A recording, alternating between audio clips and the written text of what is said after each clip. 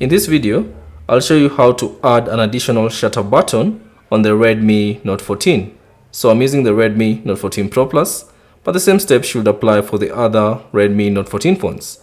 So all you have to do is simply launch the camera app on your device, and then tap on this arrow at the top of the screen, and then tap on the settings icon from the options that appear to access the camera settings. And then within the settings, find the additional shutter button and ensure that you have enabled this option. So once you enable it, you'll have another additional shutter button. Now to add that shutter button, all you have to do is tap and drag the shutter button. So tap and drag and you should see another button appear.